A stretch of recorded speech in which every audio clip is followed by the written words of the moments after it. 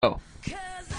So yeah, MSL continues. Avalon MSL with weird videos that involve women singing about masturbation. How weird Koreans are. Hey guys, Ranchin here, bringing on another circle of commentary, and I have HD StarCraft alongside me today.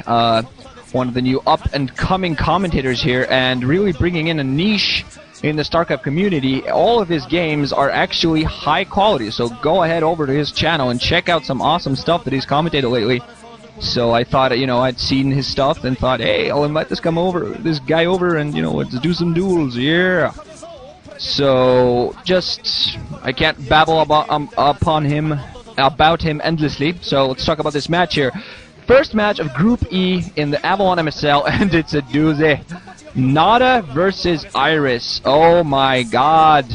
Tornado Terran against the Berserker right off the bat. I mean, if there's an epic TVT, well, there you go, right there. What else can you say, man? Woo!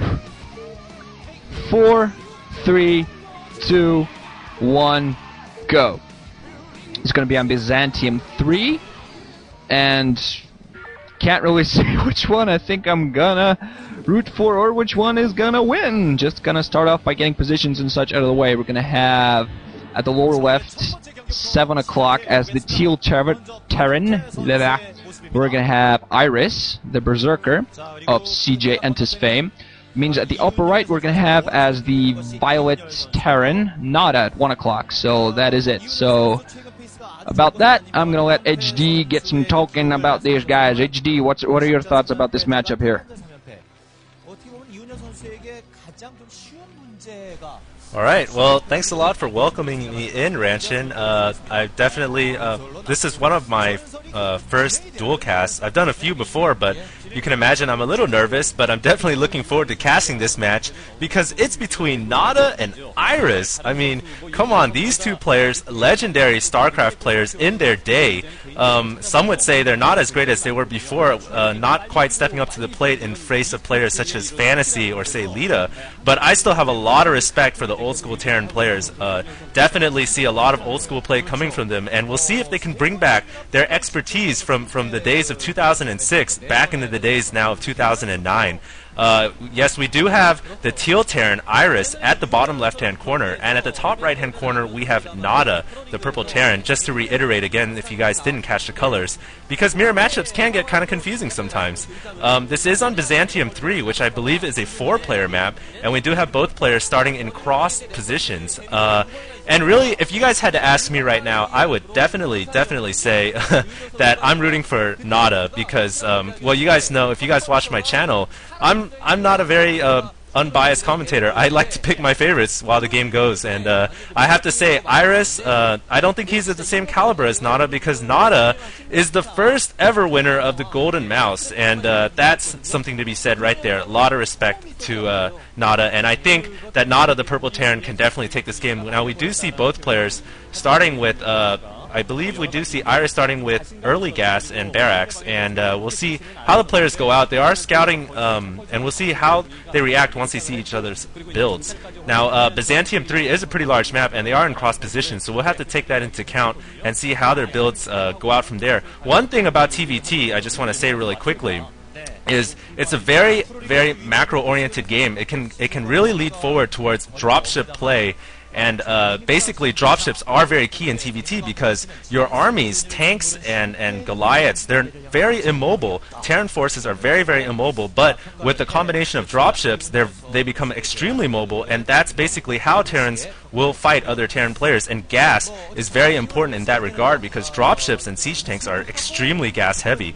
I don't know if I caught Iris building something at the top left-hand corner, but I'll go ahead and pass it off to Ranchin. Ranchin, go ahead and pick it off.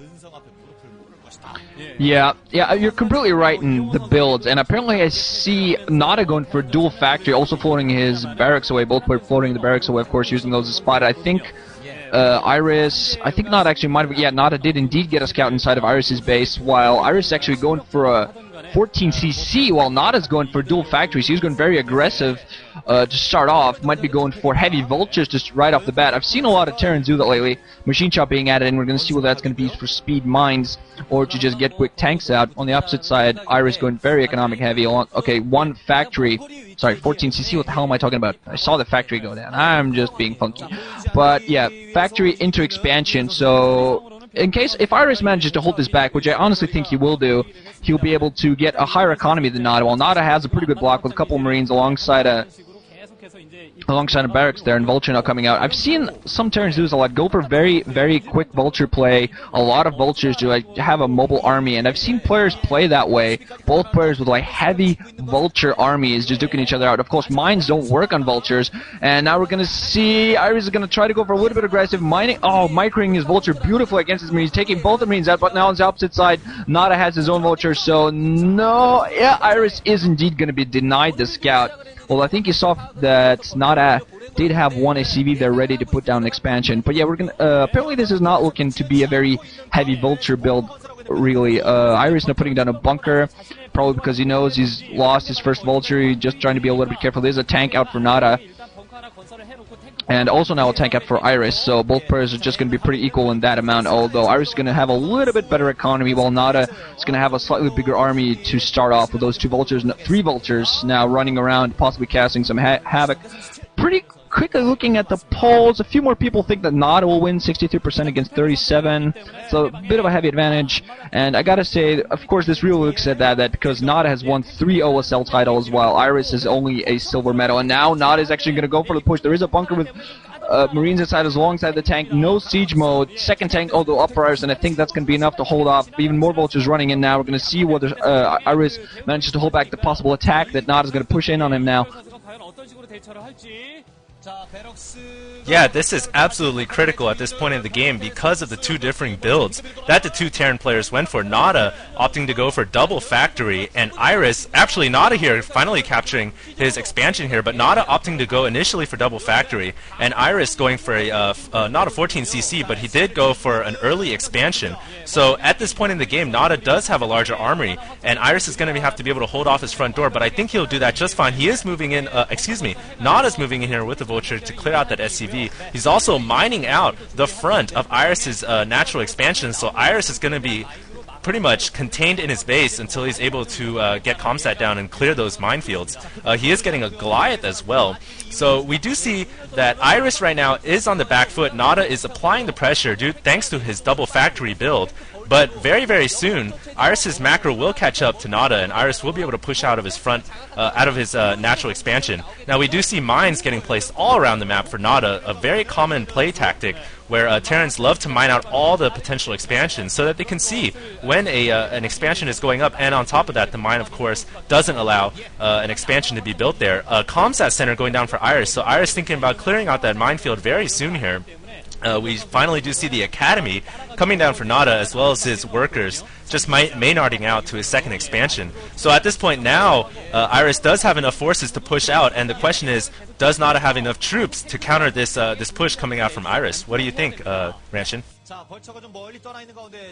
Well, I think that NaDa is just really macroing up. He's adding in a lot of factories. On the upside, of course, Iris doing the same thing. I think NaDa actually has his factories up a little bit sooner, so he's going to have more Vultures down the field, going to be able to put down mines and pressure just to prevent those forces moving out. NaDa actually going to go in for the side attack, only one single Vulture, and a bunker moving in with 5 or 6 Vultures going straight for the SCV line. The SCV is trying to fight back a little bit, trying to block off with the Vultures in a pretty good position. Marines being pulled out of the bunker also to try to take these Vultures out. NaDa doing some pretty good job. Only 3 Vultures left alive, only 2 Vultures left alive, still doing a pretty good job of harassing. SCVs not managing to get their mineral lines, and now finally I think the last Vulture's now finally going to get killed. NaDa with a pretty impressive run by now going to run his Vulture down just to get a full-on scout with the last Vulture, just using them perfectly, completely preventing mining. On the opposite side, Iris still trying to move out. NaDa still has his one Vulture, finally loses that one Vulture.